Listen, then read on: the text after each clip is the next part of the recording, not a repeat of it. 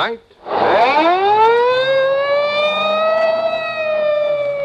Police Blotter, starring Bill Zuckert as Sergeant Brad Peters. Name? Harry Dennis, Address? 543 Larson Street. Charge? Suspicion of murder.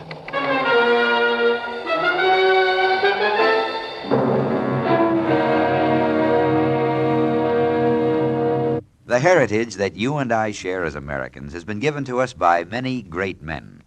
One of these was Patrick Henry. He was a very lazy youngster, preferring to hunt or fish rather than go to school. But as he grew older, he developed an interest in law. This, together with a marvelous gift for oratory, led to his becoming a famous lawyer, and later helped him serve several terms as governor of Virginia. In 1775, with the American Revolution at a critical stage, Patrick Henry made his famous speech, ending with the immortal words, "I know not what course others may take, but as for me, give me liberty or give me death." Patrick Henry's words have rung through the ages. They are part of your American heritage.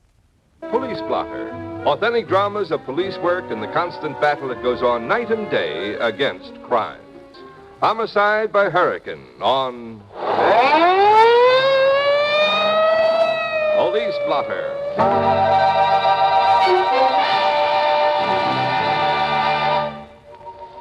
I'm Brad Peters, Sergeant, Homicide.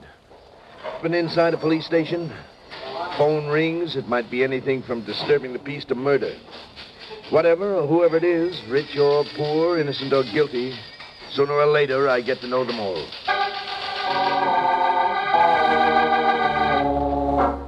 9 a.m. The call came in from Jonas Airport on the bay side of the precinct. Small field for private planes. A man named Costa, working on experimental plane, was found dead in the wind tunnel.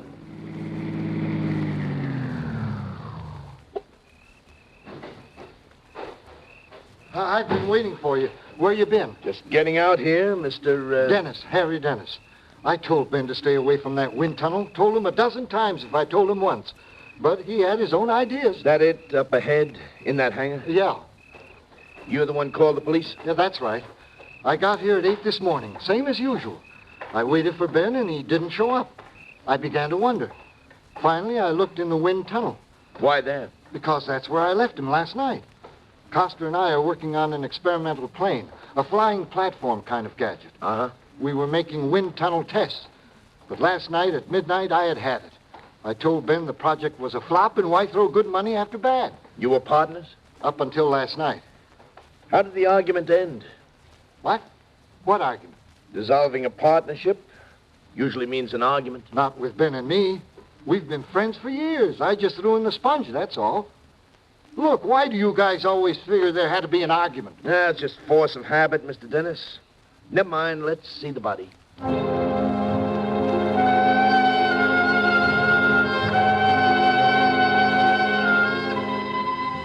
I saw it, but there wasn't much to see. It was all chewed up. That's a tough way to die, huh? Yeah, poor Ben. You see how a wind tunnel is, Sergeant? The air is sucked in through that opening at the far end. Uh-huh. These two giant propellers up here build up the airspeed. Over here, this is where we set up the airplane model. It's suspended on this platform. Wires are used to test stability, turbulence factors, and so on. How did Costa get in here? With that door. The same one we just used now. Only he couldn't have used it while the wind tunnel was in action. The door locks? Automatically, once power is on. That's what I don't understand. What? How it started. It can only be turned on from outside. Ben must have been in here working on the model. Then something went haywire with the wind tunnel controls. It started up, and there he was, caught in a wind stream of over 250, 300 miles per hour. You sure the controls went haywire? What else? Well, I'll have the controls checked, Mr. Dennis. Maybe they're okay. In which case... What are you getting at? Murder. All anybody has to do is push that button.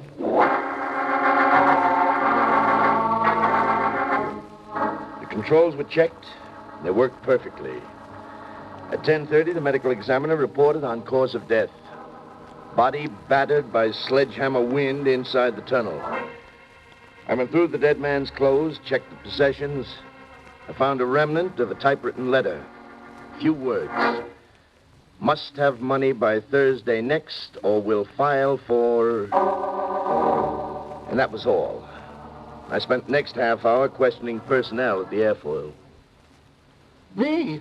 You're taking me in? What for, Sergeant? Suspicion of murder, Mr. Dennis. Oh, you're off your rocker. Why me? You were the last one to see Costa alive. Who says so? Guard on duty last night at the field entrance. Look, that's nothing. This field isn't well guarded. Sure, there's a fence, but the fence is broken in a dozen places. Anybody could have walked in. And there's another reason. You said you didn't argue with Costa.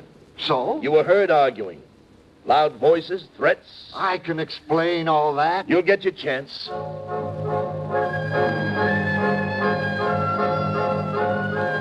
Dennis was taken in, booked on suspicion of murder. 12:15 p.m., I went over to Costa's apartment, the 800 block Shoreham Street. Furniture was being moved out. I found a woman supervising. Dark hair, good-looking, well-dressed. Who am I? Helen Costa, that's who I am. Mrs. Ben Costa? Not for any longer than I can help. And why shouldn't I take this furniture out? I paid for it, not Ben. He put every penny into that stupid invention. I'm sick of it, you understand? I told him over and over I couldn't go on this way. You're divorcing him? I told him that last night. Last night? Where was this? Well, it was at the... It was right here, Sergeant, here in this apartment. Uh-huh. What time was that? Oh, 6:30. You're certain of that? No, I'm not certain. I was upset. I told him either he gave me back all the money I had poured into that invention or I'd file for divorce. You put your own money into it? Every cent I had. Mrs. Costa, do you own a typewriter? A typewriter? Yeah. Well, no. How did you tell your husband? In writing? No, I just told him, that's all. I spoke to him. If you're contemplating divorce, you have a lawyer, haven't you? Yes. All right, what's his name? William Jefferson. William Jefferson. His address? 250 Court Avenue. Excuse me. Yeah, sure. Hello.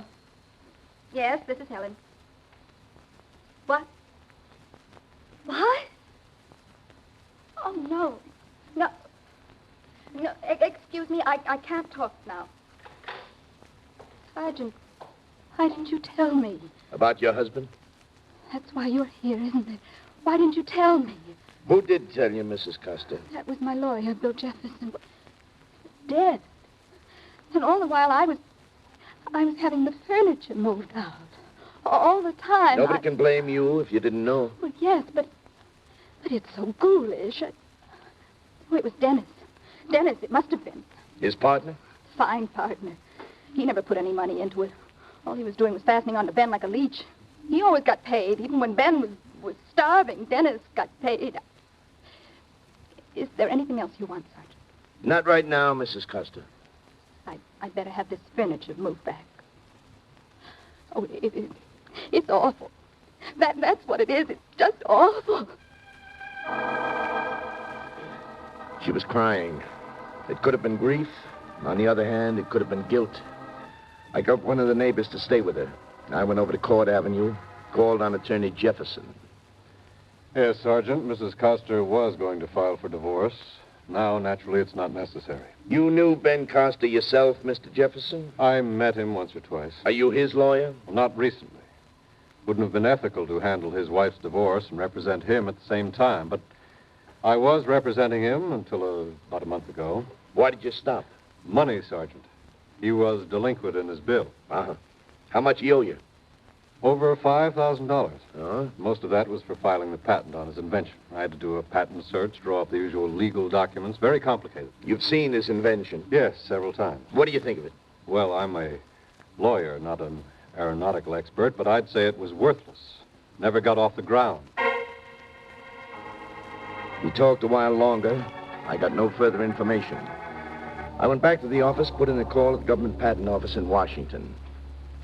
Yeah, that's right. Peters, homicide. We're investigating the murder of a man named Ben Costa. Yeah. I'd like information on a patent filed in his name in the aeronautical field. Uh-huh. Well, the other name on it may be Harry Dennis. Yeah. Well, get back to me as soon as you can, will you? Thanks.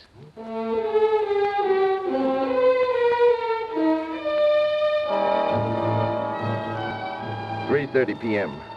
Got the information from the patent office. Only 2 names on the patent. Ben Costa, Harry Dennis. I held further conversation with Dennis in my office. Now, you know you can't hold me. I didn't have anything to do with it. What happens to that invention with Costa dead? The invention isn't any good. It's worthless. Well, as surviving partner, do you get it? Look, that happens to be my business. How much money was invested in that invention? All told? Mm-hmm. Well, I should say $60,000, $70,000. What was your share? That's my business, too. You ever see this? Must have money by Thursday next, or we'll file for... Where's the rest of it? That's all. It's not familiar to me. Whose is it? We found it in the wind tunnel. Must have been Ben's. I don't get it. What money? I thought you might know. Did Costa borrow any money? Not that I know of. He had some, I had some, and his wife. Say, this could be about a divorce. She was pretty mad about Ben using up all her money. That's all you can tell me? Yes, except that you've got no right to keep me here. I talked to my lawyer. He says you can't... We can. For 24 hours. Now, one more question. You can ask. I may not answer. Who was Costa's lawyer for the past month? Bill Jefferson. Jefferson says no. Oh, that's right, sure. A man named Hazel. John Hazel.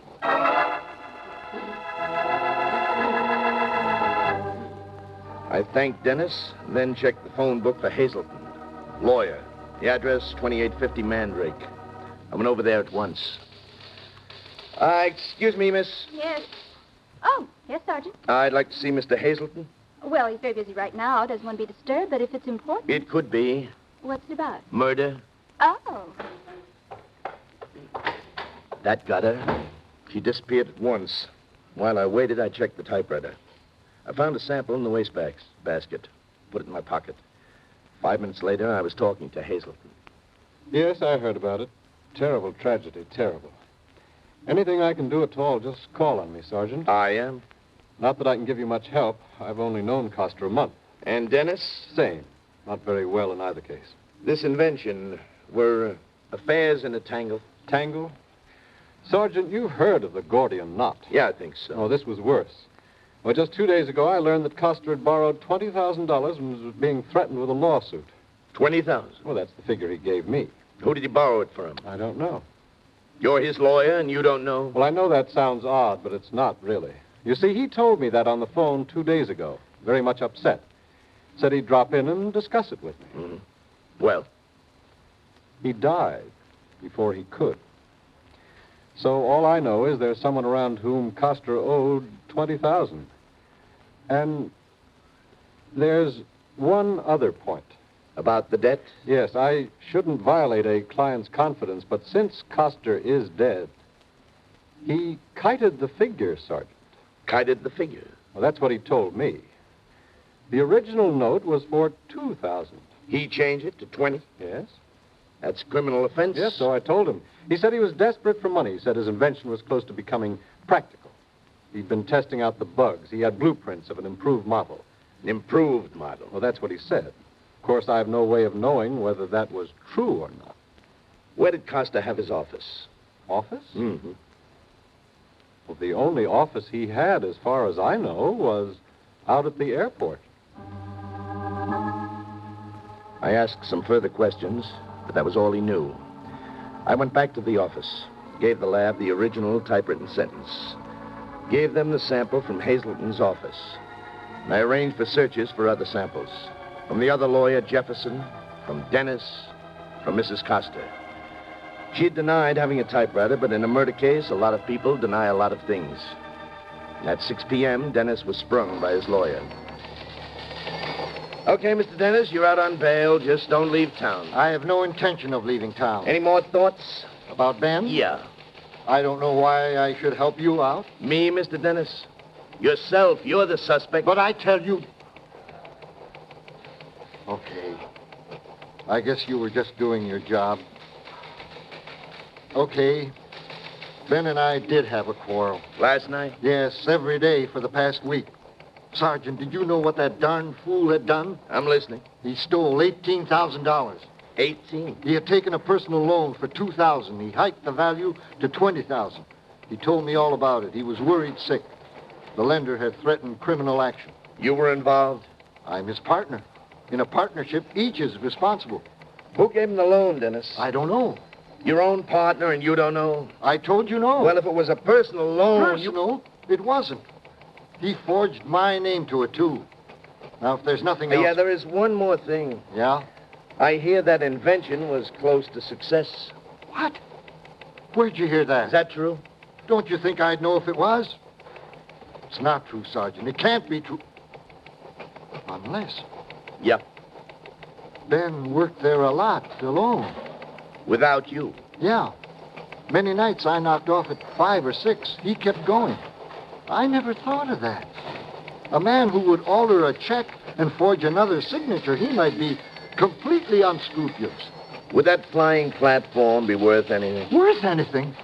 Sergeant, if it worked, it would be worth millions. Millions!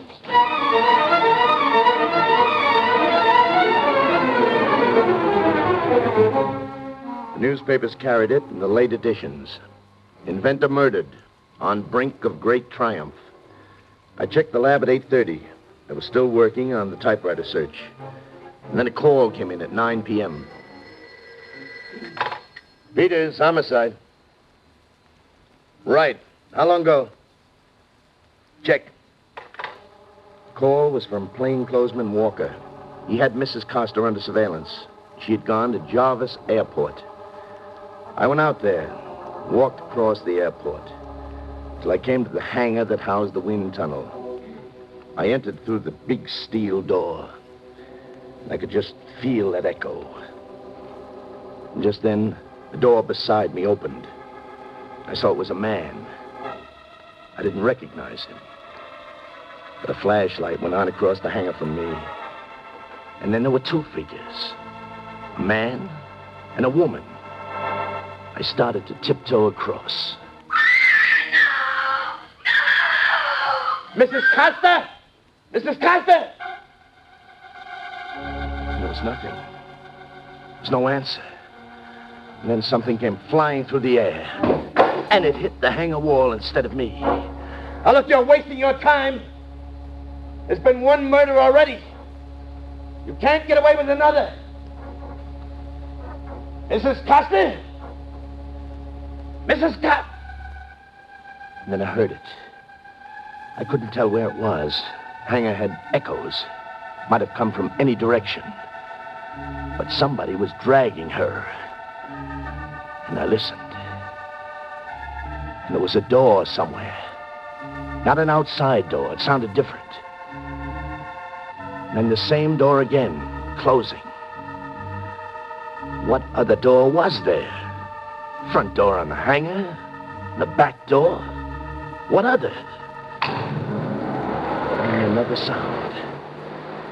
And I listened. It was a hum. It started low. It seemed to vibrate through the hangar.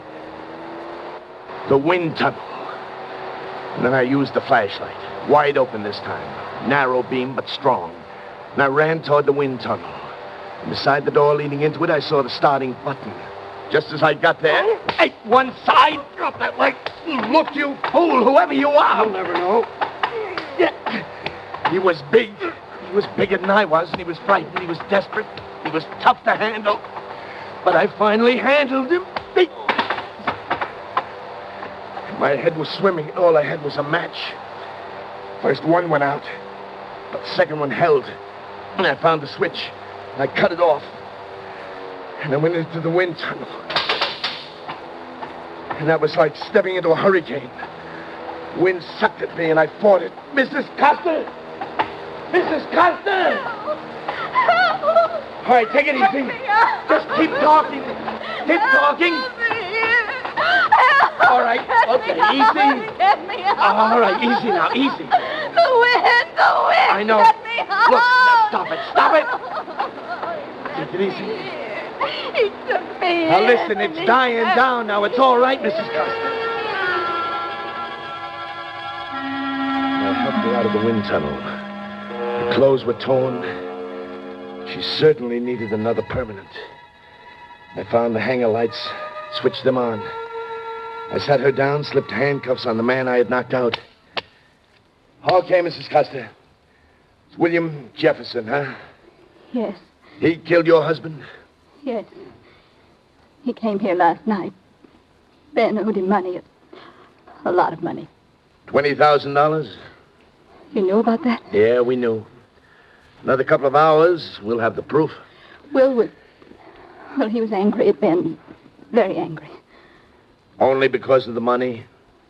Well, yes. Nothing else, huh? No, of course not.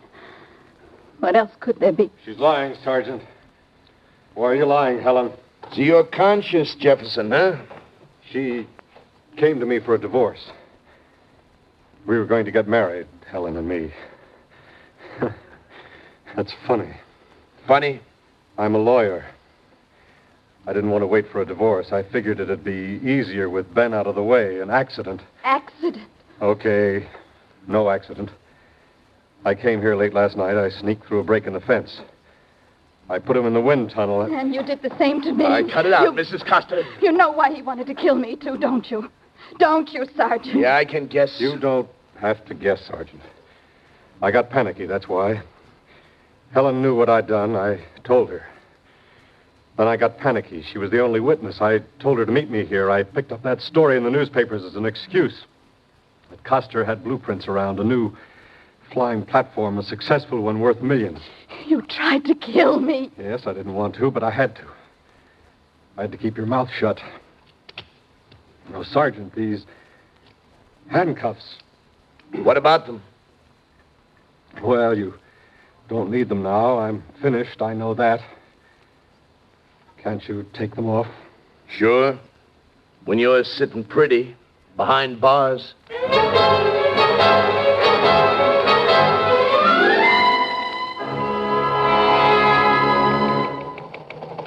Name?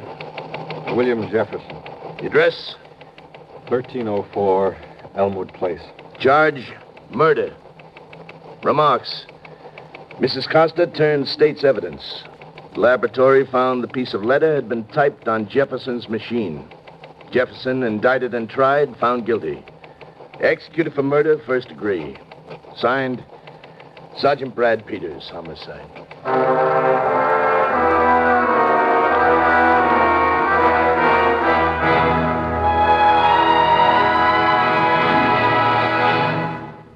You have just heard Police Blotter, starring Bill Zuckert as Sergeant Brad Peters.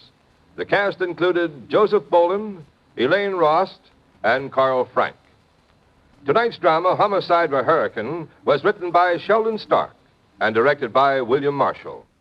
Police Blotter has come to you through the worldwide facilities of the United States Armed Forces Radio and Television Service.